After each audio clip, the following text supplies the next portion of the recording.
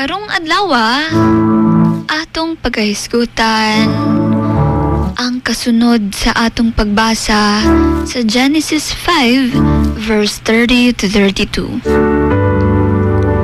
Mao kini ang nahitabo sa Genesis 6 verse 1 to 4.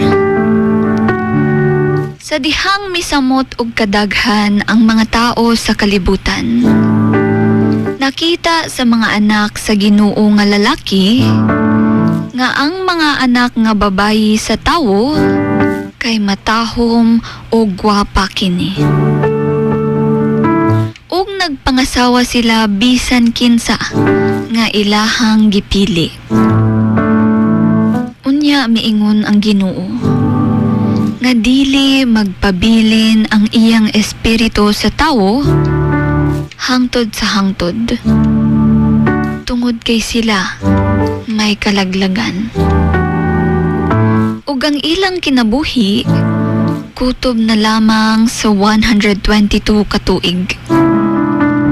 Niadto nga panahon adunay mga Nephilim. Kini ang mga kusgan ug bantugang tawo sa karaang kapanahunan. Kini nga bersikulo gusto ipahinumdum sa Ginoo nga dili siya malipay kung ang tao magapadayon sa pagkinabuhi nga walay pagtan-aw sa iyahang kabubuton.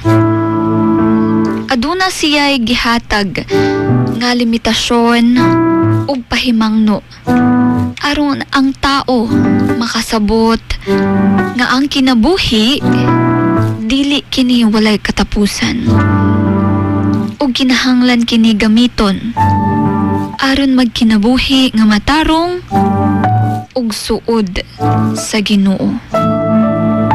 Gipakita niini nga ang kalipay sa Ginoo anaa sa pagkamatinud-anon ug pagkamasinugtanon sa iyang mga anak.